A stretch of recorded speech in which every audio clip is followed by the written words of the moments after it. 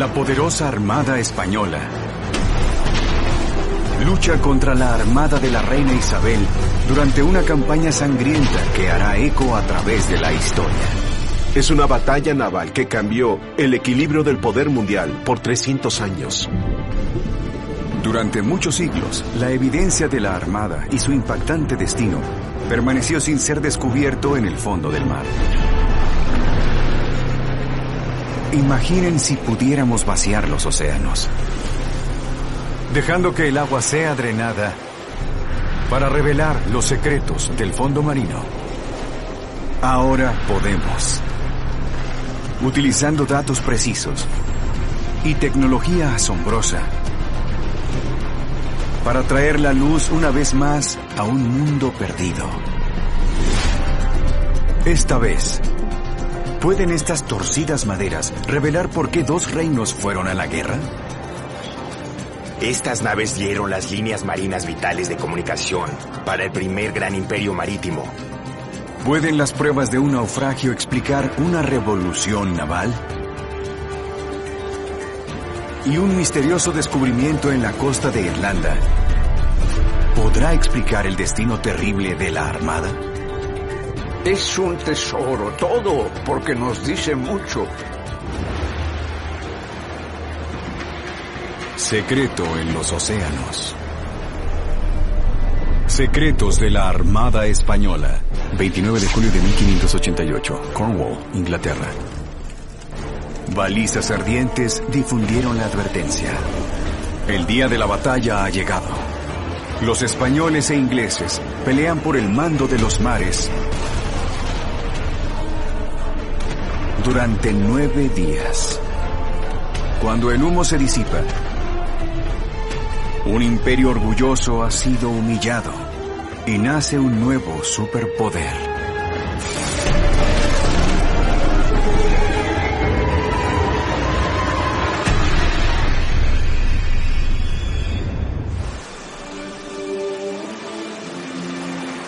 La rivalidad entre Inglaterra y España comenzó muchos años atrás y está envuelto en el misterio.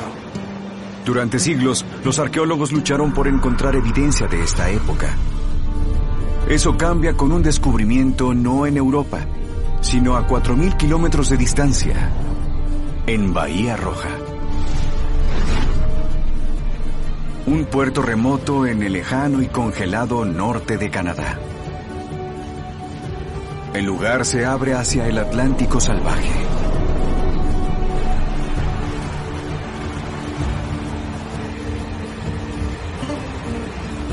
Guiados por pistas encontradas en documentos del siglo XVI, el arqueólogo marino Robert Grenier viene aquí en busca de evidencia de un barco español.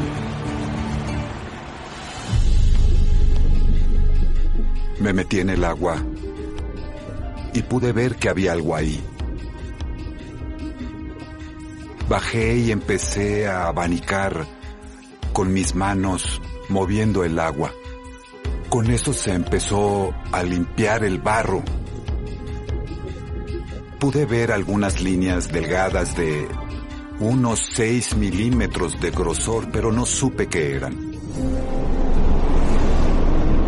Si estas heladas aguas ocultan el naufragio de un barco español, ¿por qué estaría aquí, a 4.000 kilómetros de casa? Robert reúne un equipo para investigar. Registran meticulosamente el tamaño y la forma de cada pieza del naufragio. Y se dan cuenta de que han encontrado algo extraordinario. Sabíamos que teníamos algo de gran interés al encontrar un naufragio de tal importancia y en una parte tan lejana.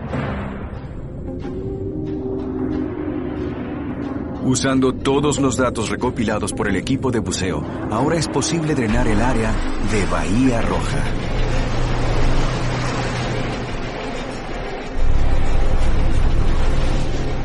Para exponer los restos casi completos de un barco de vela. Sus cubiertas se han destruido, pero su casco está casi intacto.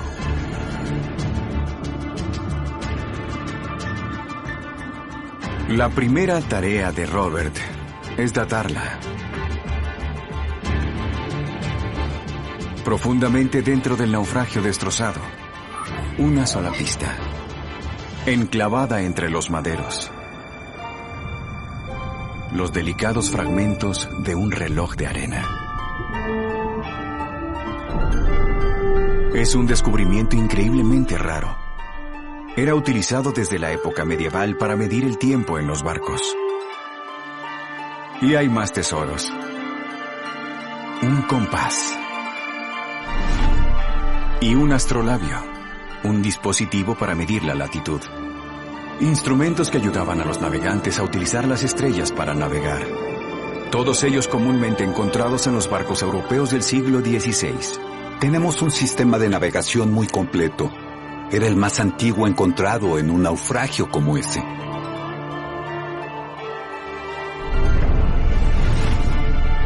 Los descubrimientos confirman que el naufragio tiene más de 400 años. Y revisar más de cerca los restos los hace descubrir un detalle nuevo y notable. Al remover todas las cubiertas destruidas, se ve que toda la longitud del casco está formada por vigas en formas de V. Pero estas maderas no han sido unidas unas con otras. Han sido cuidadosamente ensambladas en una forma perfecta. Descubrir un estilo de construcción de barcos tan inusual le da una pista al equipo. Y lo lleva a más de 4.000 kilómetros al este, a través del Océano Atlántico, hasta España y el puerto de Pasajes.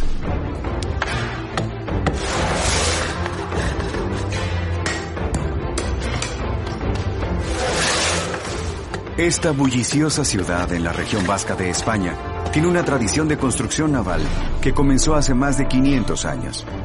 Es aquí donde se hacen los primeros barcos que circunnavegan el mundo y aseguran a América para su rey.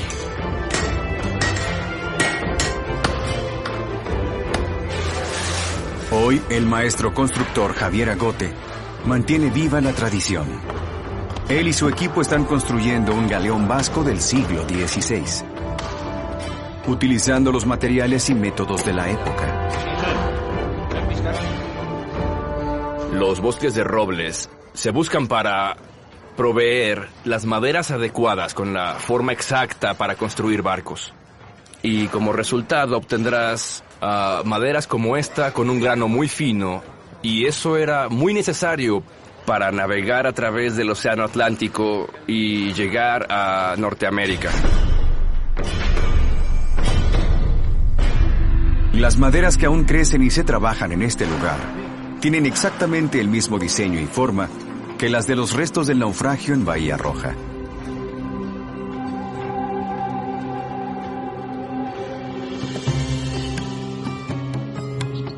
Los registros históricos conservados cerca de la antigua Universidad de Oñate completan la historia. Un documento del siglo XVI con detalles de un barco que navegó al norte de Canadá. Su nombre era San Juan. Dejó pasajes en 1565 y nunca regresó. Hallar evidencia de las actividades marítimas de España al entrar en el escenario mundial es raro. Cuando hallamos esos rastros, pueden ser reveladores. Descubrir el nombre del barco lleva a la pregunta más importante de todas. ¿Por qué cruzaría el Atlántico hacia las heladas aguas de Norteamérica?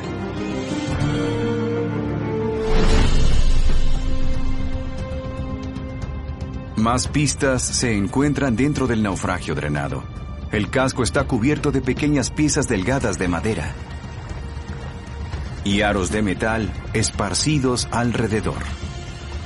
Los restos de barriles rotos. Pasé mi mano por los tablones y había un depósito grasiento y eso me desconcertó. El San Juan parece ser un barco de carga repleto de barriles llenos de grasa. Algo ahí cerca ayuda a explicar qué es. Al retirar las cubiertas derrumbadas de la nave, se exponen los fragmentos de 4 embarcaciones más pequeñas. Una de ellas, un bote de caza especializado llamado chalupa. Nunca esperé encontrar una chalupa completa porque normalmente los gusanos se las comen rápidamente, desaparecen. Así que hallar una chalupa completa fue increíble. Las chalupas son rápidas y maniobrables, especialmente diseñadas para llevar a hombres con arpones. La evidencia de su presa está dispersa a través del lecho marino drenado.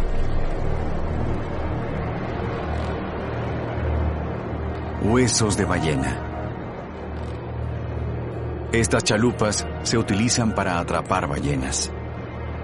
Su grasa luego se transforma en aceite y es cargado en barriles y enviado a Europa. La asombrosa historia está ahora clara. En el siglo XVI, Bahía Roja no es un lugar tranquilo. Es un centro global para la producción de aceite de ballena. Robert Grenier no acaba de encontrar el naufragio de un barco.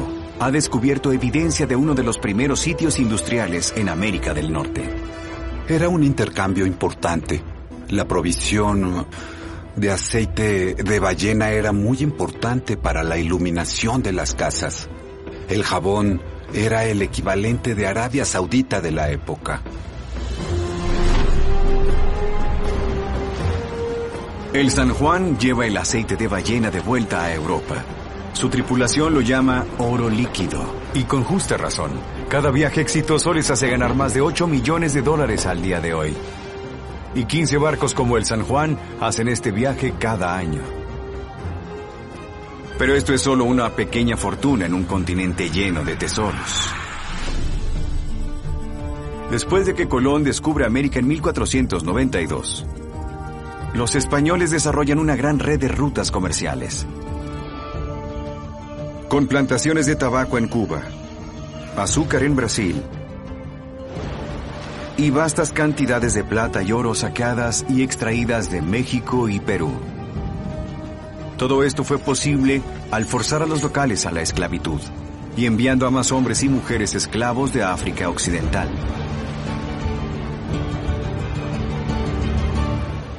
España fue la gran superpotencia del siglo XVI. Se mantuvo gracias a una gran flota de barcos. Estas naves eran los nervios del Imperio Español. Solo el comercio de oro y plata vale $10 billones en dinero actual, haciendo de España uno de los países más ricos y poderosos de Europa. Tan rico que cubre sus iglesias con plata y oro. Todo hecho posible por barcos como el San Juan.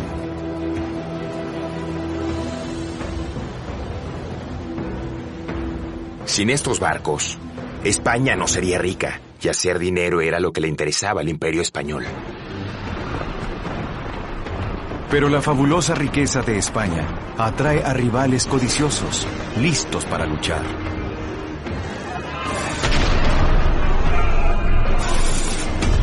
Incluido uno con planes de acabar con el monopolio comercial de España en el Atlántico.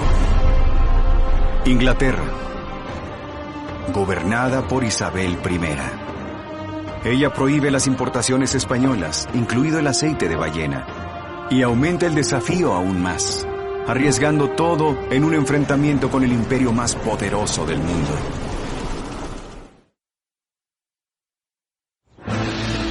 Es 1588. La reina Isabel está haciendo rica a Inglaterra con una nueva política. Ella les da a los capitanes de mar licencia para atacar a los buques mercantes españoles y robarles su carga. Entonces ella se apodera de una gran parte de las ganancias. Una sola expedición le da suficiente dinero para pagar la totalidad de la deuda nacional. es clara piratería. Los asuntos marítimos estaban dominados por lo que llamo la mafia pirata. Y empezó con la reina. La única forma en que los ingleses podían ampliar sus actividades marítimas era con este tipo de delincuencia organizada. Los ingleses defienden la política en nombre de su religión protestante. Lo cual significa que Felipe II de España, protector de la fe católica en Europa, ahora tiene dos razones para resolver el problema: el dinero y Dios. Sus almirantes preparan una flota masiva, la Grande y Felicísima Armada, o llamada también la Gran Armada. Llenos de confianza y contando con la bendición de la Iglesia Católica, zarparon 130 barcos. Entre ellos una flotilla de los mejores galeones del imperio. A bordo, 180 sacerdotes y 19,000 soldados, armados con más de 2,000 cañones. Durante siglos, los historiadores se sintieron desconcertados por los planes del rey Felipe. ¿Simplemente irá a acabar con los piratas de Inglaterra o tiene algo mucho más devastador en mente?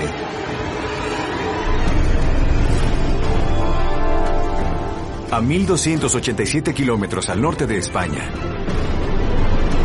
en la bahía de Kinago, a lo largo de la salvaje costa norte de Irlanda, ¿puede un descubrimiento notable arrojar luz sobre la historia real de la Armada? Cuando los buzos locales encuentran lo que parecen ser vigas de barcos, llaman al arqueólogo marino experto Colin Martin, y de inmediato entiende su excitación. Lo que vi cuando mi cabeza se hundió bajo el agua fue esa enorme pistola de bronce junto con las dádivas de Felipe II de España. Y era como si me hubieran regresado en el tiempo 400 años.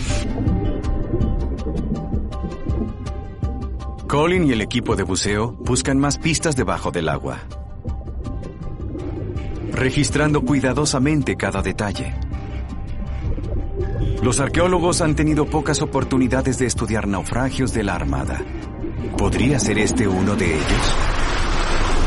Al usar los datos del equipo de buceo, es posible, por primera vez, ver claramente lo que se encuentra debajo de la bahía de Kinago.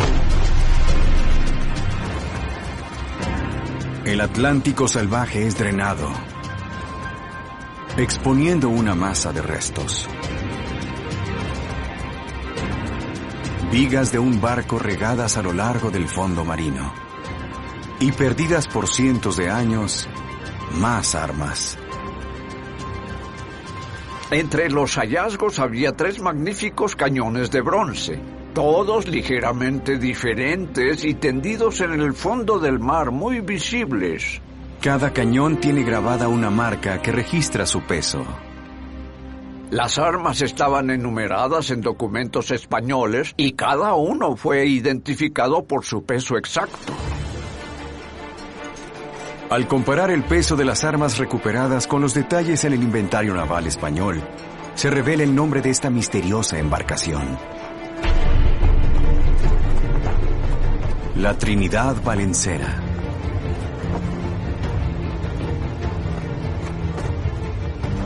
Un gran barco mercante del Mediterráneo, puesto en servicio por el rey Felipe.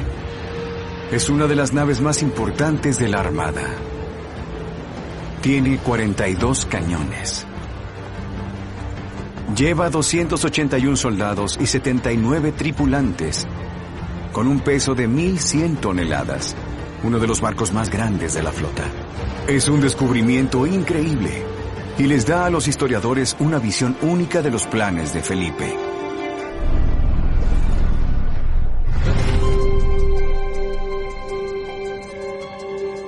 En el lugar del naufragio drenado se encuentra algo sorprendente.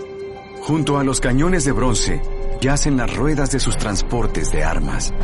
Son pesadas y difíciles de manejar. Claramente no están diseñadas para su uso en el mar. La razón por la que sabíamos que las armas no se usarían en la batalla naval era que habían sido guardadas con otros elementos de ataque. Estas no eran armas de un barco, eran armas para campañas en tierra, artillería. La Trinidad Valencera no ha venido solo a dispararlos en el Canal de la Mancha. Los cañones a bordo apuntan a un plan mucho más ambicioso.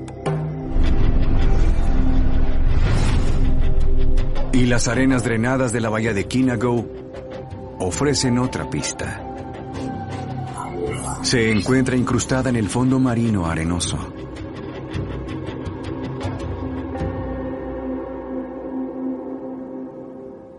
Esto para mí es lo más notable y precioso que se encontró en el naufragio. Es un cuenco de porcelana china de la dinastía Ming. Fue enviado hasta Sevilla y después de ahí quedó en manos de un noble español que lo llevaría como parte de sus objetos domésticos a Inglaterra. Un símbolo de estatus para adornar un hogar elegante. Quien lo poseía claramente planeaba quedarse en Inglaterra. Junto con los cañones de asedio, todo es una clara evidencia de que la Armada ha venido a invadir, conquistar y ocupar. Solo el cambio de régimen impediría que los ingleses siguieran robando a los españoles con sus incursiones piratas. Y ese era el plan. Después de más de 2 años de preparación y 8 días en el mar, la Armada se acerca al Canal de la Mancha. 130 naves españolas, incluida la poderosa Trinidad Valencera. Su objetivo es asaltar las playas del sur de Inglaterra. Pero primero deben unir fuerzas con 27,000 tropas invasoras esperando en el norte de Francia. Los comandantes ingleses saben que si todo el poderoso ejército español llega a tierra, el rey Felipe estará a medio camino de la victoria. Para detenerlo, solo tienen 70 barcos de combate. Una batalla de vida o muerte por la reina y el país está a punto de comenzar. ¿Cómo lucharán los capitanes de Isabel? La respuesta se encuentra dentro de uno de los barcos hundidos más famosos de todos los tiempos.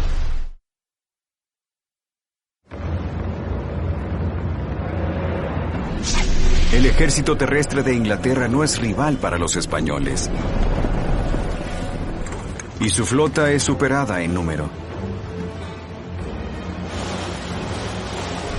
Pero sus capitanes de mar tienen 2 cosas a su favor: nuevas armas y nuevas tácticas radicales. Se puede ver qué tanto lo son a 225 kilómetros de distancia cerca de Portsmouth, uno de los naufragios más famosos jamás descubiertos. El Mary Rose.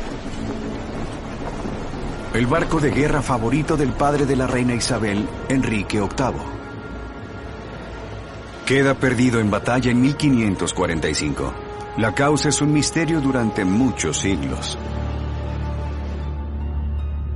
Cuando lo encuentran, los arqueólogos descubren un tesoro de información sobre la Armada inglesa. Información de más de 40 años antes de que la Armada incluso zarpara. Ahora, la investigación de los equipos de buceo y los datos de exploración subacuática se combinan con el trabajo arqueológico en curso, después de su extracción de las profundidades, haciendo posible revelar al Mary Rose exactamente cómo fue descubierto por primera vez. A medida que el mar desaparece, se abre una ventana notable hacia el pasado. El Mary Rose. Extraordinariamente bien conservado. Y enterrado con sus pistas, que ahora nos revelan cómo los ingleses estaban cambiando la forma en que combatían las batallas navales. Su lado de babor expuesto está desgastado y revela las cubiertas. Hay cofres largos y delgados dispersos alrededor. Cuando el equipo de buceo los abrió, hicieron un descubrimiento casi milagroso. Largos arcos ingleses, una de las armas más temidas de la época medieval. En perfectas condiciones.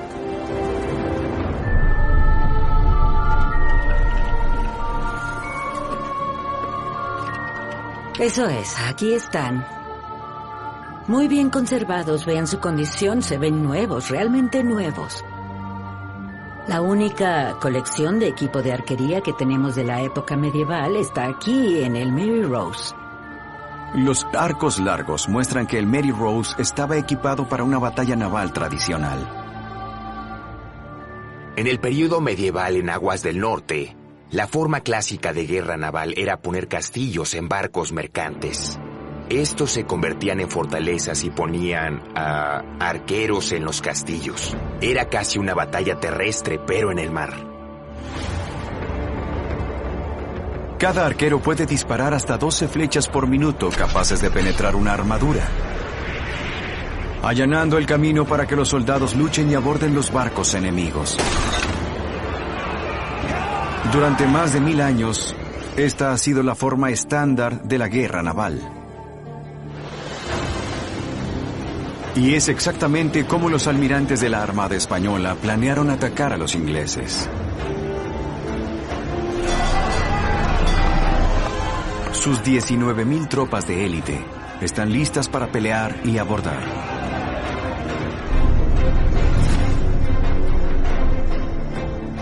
Pero el Mary Rose contiene evidencia clave de que la Marina inglesa está cambiando y adoptando las nuevas tecnologías.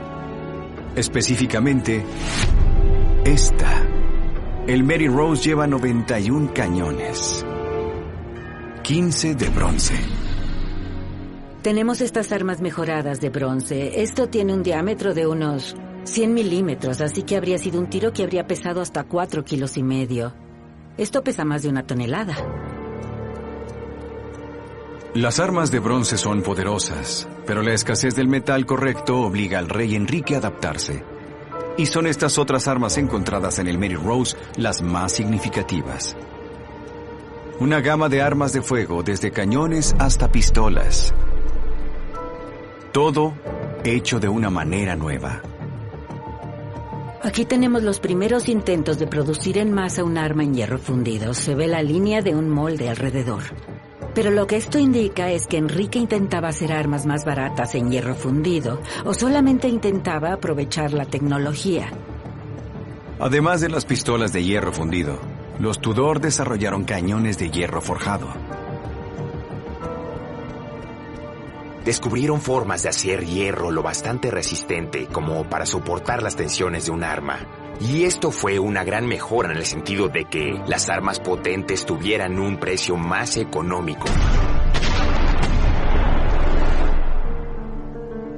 Cada arma de hierro forjado costaba menos de 1/10 parte que una pistola de bronce.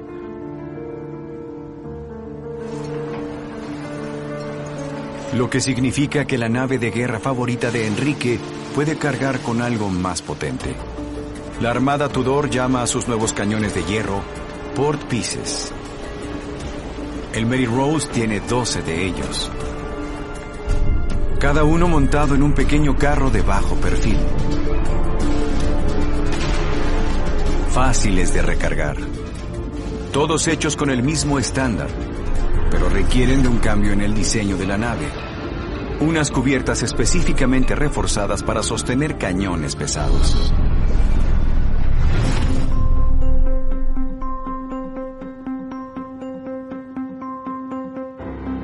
Cuando el Mary Rose se construyó en 1511, los registros muestran que no tiene ni un solo cañón Port Piece a bordo.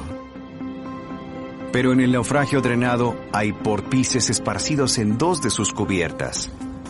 La evidencia de que Enrique tomaba tan en serio su artillería naval, que hizo que los constructores de sus barcos aumentaran el poder de ataque y la fuerza de uno de sus mejores buques de guerra. Están al borde del cambio. Los barcos pasan de transportes de tropas a plataformas de armas. Tiene algunas de las armas modernas más sofisticadas de su época. El arma cambió, la guerra en el mar. Los barcos pasan de ser castillos a buques capaces de destruir otro barco.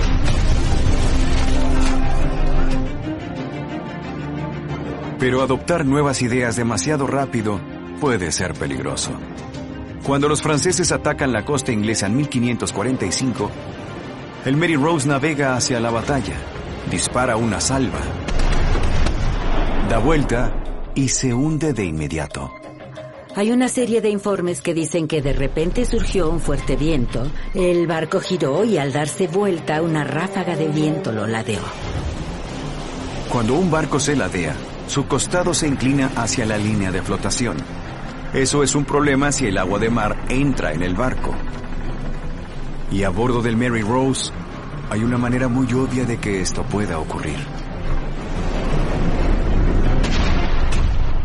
Para poner armas grandes en los barcos, tenían que ponerlas en el casco. Así nacieron las troneras. El problema con las troneras era ¿qué tan abajo en el barco podrían ponerlas? Si las troneras están muy cerca de la línea de agua y el barco se ladea, y los barcos de vela se ladean debido a sus velas, entonces hay peligro de que el agua entre por las troneras. Y en el sitio del naufragio drenado hay una pista. Las troneras son claramente visibles y todas están abiertas.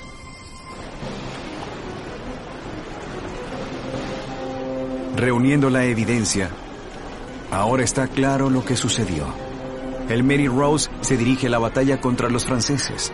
Sus altos castillos están llenos de arqueros. El barco dispara sus armas de estribor.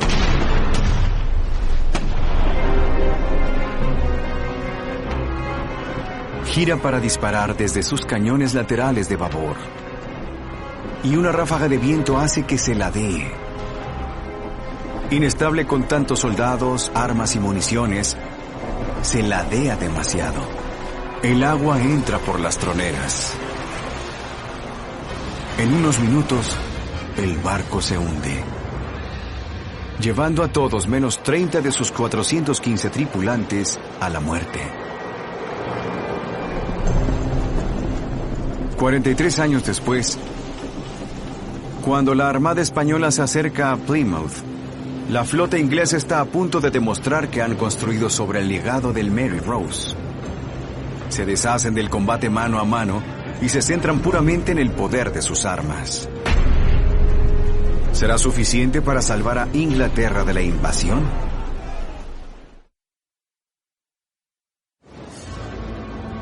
Plymouth, en la costa sur de Inglaterra. 130 naves de la Armada se encuentran frente a frente con las 100 de Inglaterra. A medida que comienza la batalla, los españoles intentan acercarse, tratando de abordar y capturar los buques de guerra ingleses. Pero los capitanes de Isabel tienen otras ideas.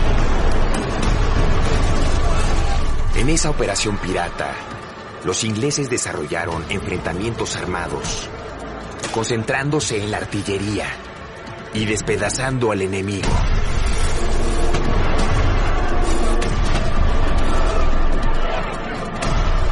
Es una prueba de las tácticas inglesas.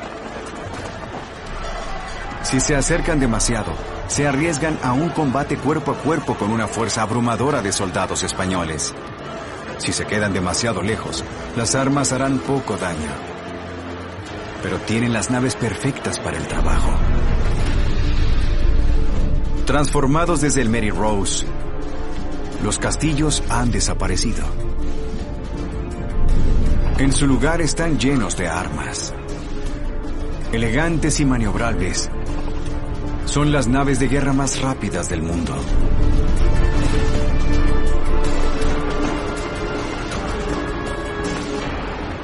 La táctica que los ingleses usaron como piratas de llegar disparando resultó efectiva contra la Armada Española.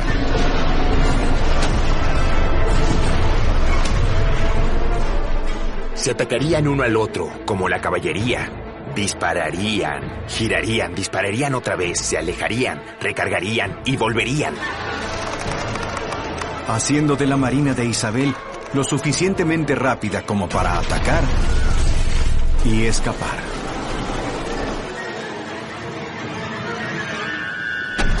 Disparan más de 2.000 tiros contra los 750 de España.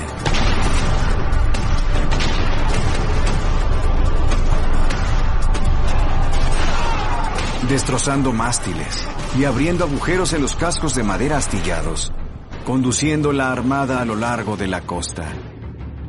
2 días después, hay una segunda batalla, a 120 kilómetros de distancia en Portland Bill. Es un momento crítico. Y los ingleses se arriesgan más. Se acercan, poniéndose en riesgo de ser abordados. Pero esta vez, cuando disparan, causan más daño.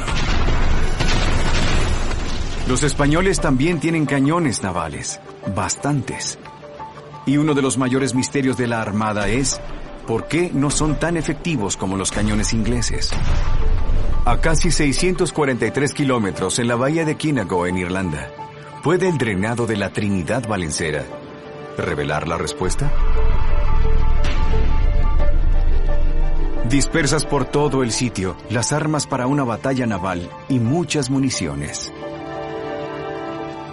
Pero ¿qué tan bien fueron usadas? Como muchos de los barcos de la Armada, el rey Felipe requisó al Trinidad Valencera para la guerra. Una flota tan dispar lleva una enorme gama de armas.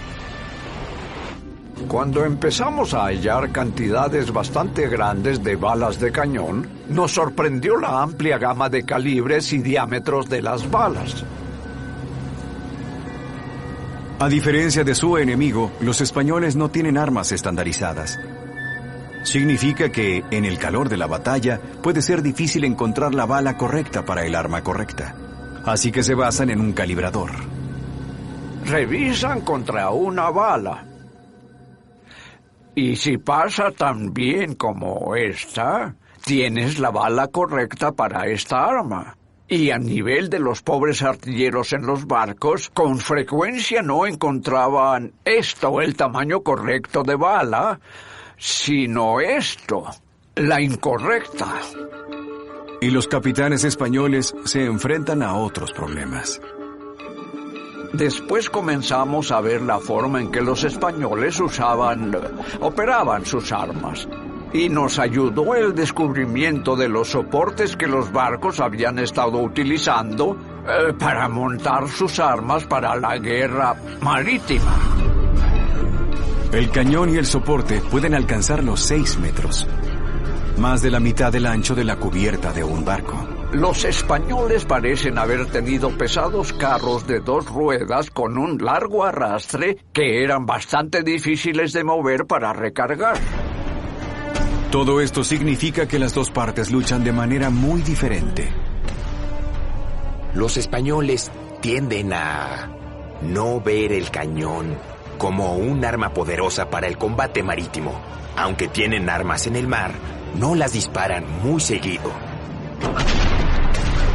Ellos, los ingleses, disparaban 2 veces más rápido que los españoles.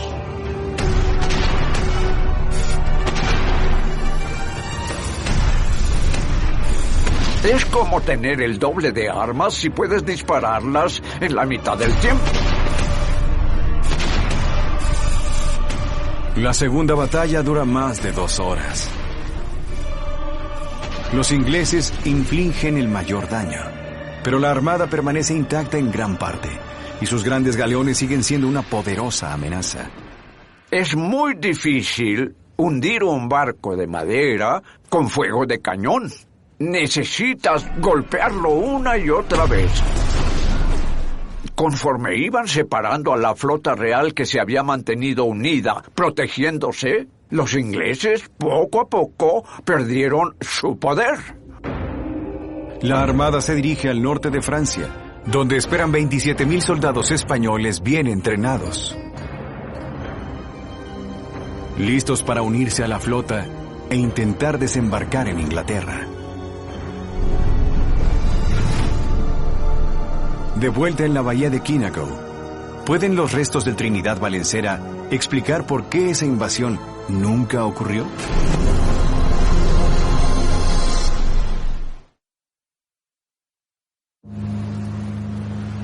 La armada echa anclas, pero las tropas no están listas para abordar. Así que los españoles se ven obligados a esperar todos juntos ante una tormenta que se avecina. Esto les da a los ingleses una oportunidad inesperada y la aprovechan para usar una nueva arma aterradora: los Hellburners. 8 de sus propios barcos estaban llenos de explosivos. Les prenden fuego y apuntan directamente al corazón de la armada. Los ingleses aprovecharon esto, enviaron barcos en llamas y provocaron que la armada rompiera la formación. Ahora los capitanes ingleses pueden elegir a su enemigo un barco a la vez. Al amanecer, atacan.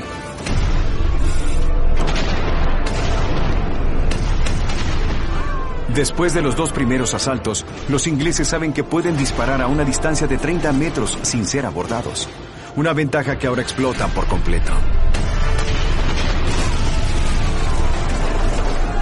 Deshabilitando a 4 de los mejores galeones de España y dañando a muchos más. La batalla continúa durante 9 horas. Cerca de 2,000 soldados y marineros españoles quedan muertos o heridos. Su intento de invasión ha terminado.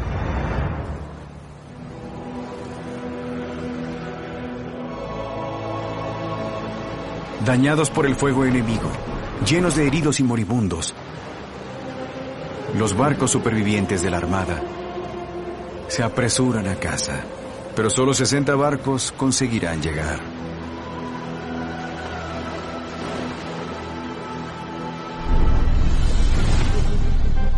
En Irlanda, el sitio del naufragio drenado del Trinidad Balencera revela cómo uno de los barcos más poderosos de la armada terminó sus días. Las maderas sobrevivientes están dispersas y se extienden por un arrecife rocoso. Es una pista que ayuda a explicar lo que sucedió después de la batalla épica contra los ingleses.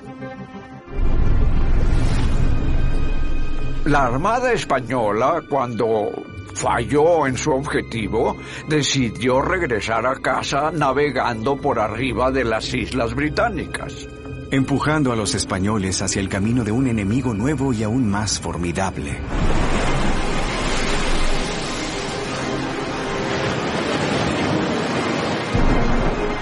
El clima. Las tormentas de verano rugen sobre el Mar del Norte, golpeando a los galeones ya dañados. Para estos hombres religiosos, debió sentirse como si Dios mismo se hubiera vuelto contra España.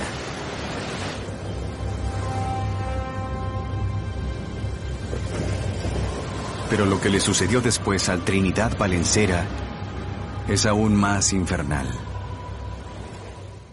El barco se estaba hundiendo y se tomó la decisión de intentar llegar a la orilla. El Trinidad Balencera se dirige a la costa irlandesa en busca de un lugar seguro para atracar. Estaba a cierta distancia de la costa en un fondo arenoso, pero con su proa apoyada en un arrecife. Casi toda la tripulación logra llegar ilesa a tierra. Todos ellos marcharon rumbo a la costa oeste de Irlanda, donde harían contacto con otros barcos de la armada que los llevarían a casa. Desafortunadamente fueron interceptados por una fuerza de soldados ingleses. Lo que pasó después fue salvaje. Los ingleses comienzan a ejecutar a sus prisioneros.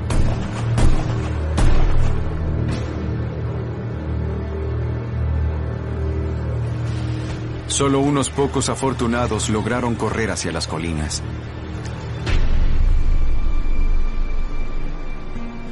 Por ahogamiento o ejecución, más de 6,000 hombres mueren a lo largo de estas orillas. El Trinidad Balencera es uno de los 6 naufragios de la Armada que se encuentran en la costa de Irlanda. El resto, de tal vez unos 20, nunca ha sido descubierto. Lo que comenzó como una batalla para aplastar a los advenedizos ingleses ha cambiado el equilibrio global del poder. La debilidad del Imperio Español fue, de hecho, su dependencia en la riqueza. Y cuando otras potencias comenzaron a despuntar, como los holandeses, los ingleses y los franceses, estas potencias tuvieron una capacidad económica mayor. España pierde sus fuentes de riqueza y no tiene nada a qué recurrir. Después de 10 años, España está en bancarrota. En Bahía Roja y más allá, los barcos de carga como el San Juan ya no tienen el monopolio de las nuevas rutas de comercio mundial.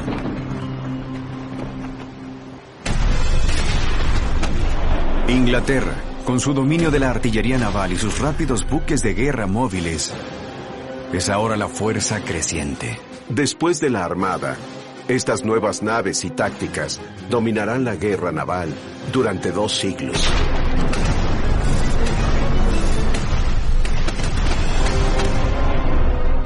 En unos 20 años, Inglaterra establece su primera colonia exitosa en América. El inglés se convertirá en el idioma dominante en América del Norte y en gran parte del mundo. Y cuando Inglaterra se convierta en Gran Bretaña, los barcos controlados en Londres dominarán las rutas comerciales globales. Gran Bretaña se convertirá en el gobernante indiscutible de las olas, hasta que finalmente será eclipsada por sus propias colonias, los Estados Unidos. Un proceso desencadenado por la lucha por las riquezas de América y la derrota de la Armada Española.